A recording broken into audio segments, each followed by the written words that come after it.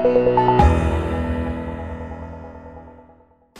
I'm Nick Salazar for TriRig.com. I'm here with Cervelo co-founder Phil White, and this is the brand new P3.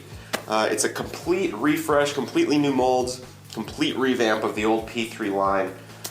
Phil, the P3 was a bike that was virtually unchanged since its introduction in 2005 through now. Why, after all this time, was it time for a refresh of the P3? Well, the P3, it kind of launched the whole next generation of tri-bikes when it was launched in 2005. It's got an iconic shape, fantastically fast. In fact, we found that it's still beating a lot of the super bikes right up to the last year. So the question was, why refresh it? Well, we did learn a lot of things in the last 8 years, and we could make it faster. And the challenge with the P3 is not to make it faster at any cost. It's not a super bike. It's kind of a geared towards a more affordable solution, but we wanted to have that performance within reach. Okay. So that was the whole focus on this bike, was speed within reach for that person that's not going to jump up to a super bike, but still wants to have extremely high performance.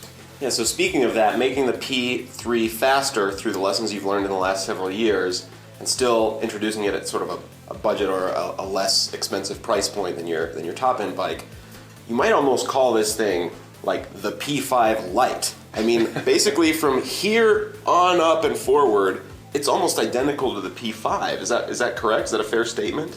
Yeah, the layup's quite different on it. Okay. But in general, the shapes in that are very, very similar to the P5. It's definitely, if you look at it, you can understand the language and the shapes, and they definitely came from the P5. So there's no doubt about that.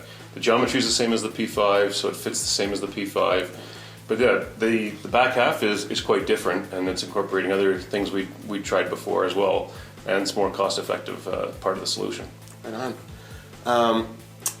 It seems to me that part of the philosophy Cervelo is espousing, not only through this bike, but through the top-end P5, and sort of the language that's been occurring over the last several years from Cervelo's standpoint, is that you can make an incredibly fast bike, and this is, I'm saying this is true across the spectrum of Cervelo bikes, without resorting to highly integrated proprietary solutions, where in other areas of the industry we're seeing the opposite trend of other manufacturers pursuing highly integrated, highly proprietary solutions. And so can you sort of talk about why Cervelo has landed in that area and sort of what that means for the brand going forward? Yeah, you're entirely right. We have with the P5, and again with this bike, really focused on simply faster. We kind of really put that theme out there with the P5, because we thought the industry was going the wrong way with all these super bikes that were all these proprietary components, and you had 100-odd different parts for a custom aero bar that you inevitably didn't have the right one that you needed, or had to buy a special part, or you got to an event and it had to spend 45 minutes being tuned with all these special parts and someone that was really knowledgeable. And we said, we have to find a way to go faster, but we have to find a way to do it so that anyone can set it up, so that anyone can maintain it, and you can go to a race and you be sure you get there that it'll come out okay, and you can fix it if there's any problems with it. So it was that focus on simplicity, but Cervelo was founded on the theme of speed and going faster and making our athletes faster, so we couldn't lose that. But it's a little more difficult, in fact it's sometimes a lot more difficult, when you say, okay, I got to be faster, but you've got to do it with more or less standard interfaces and standard components. Mm-hmm. But we did it with the P5, and then we took a lot what we learned on the P5 and some new thinking and some other ideas, and then put it into the P3, and I think we've achieved that same goal. So it's got superbike DNA, but with standard components. And so in your wind tunnel testing, are you finding that there are any real compromises that you have to make by using standard interfaces and standard components, or is it more a result that after doing all that hard work, like you're saying in some cases it's really hard to find speed through those standard interfaces, you achieve the goals of being just as fast? No, I think we've achieved the goal. Like the P5 was clearly the fastest. People have put it in the tunnel, and they find it is the fastest bike out there. So it's just a matter of understanding how you can work with some of those standard components. And we said, okay, we're going to focus on improving the brakes, because the brakes in a traditional tri-bike, especially if you travel and you have a low front end, you get this really convoluted cable path. Sure. And the brake doesn't really work. You don't get the brake feel. Mm-hmm. You don't get a lot of brake power. And it's a real pain to set up. So we said that was the real focus on the Magura, and we said, okay, well, the Magura we're going to have to fit on a standard interface, so it's a standard mount. But then it's a matter of, okay, designing the front end of the bike then to work with the airflow coming off that brake. So you had to design things together to make it work together. So it looks rather simple. It looks like it's just a drop-down tube on a fork with a brake in front of it. Yeah. But if you look at here, the shapes here and how the brake interfaces with the fork, which interfaces with the frame, it's actually fairly complex to get to get very good flow over there and not get any drag. Well, I noticed the P5 fork and now the P3 fork are slightly wider than the previous forks on the old P3 and the P4.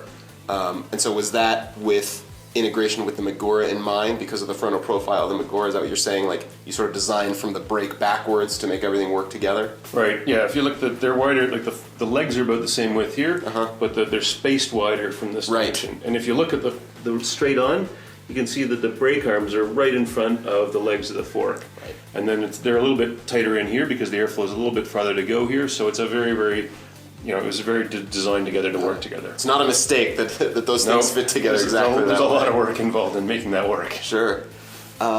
So now talking about the P3 compared to the P5, I had a question that stuck out right at me from the beginning of seeing this bike, and I'm sure other people will have it.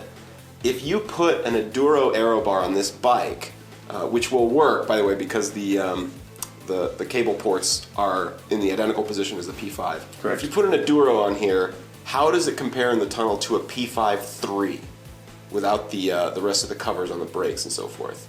Well, it's still not as fast. I mean, that was the thing. Is this bike is a little more cost effective, so it's more within reach. Okay. But the within reach portion is coming from the layup, so it's not quite as stiff.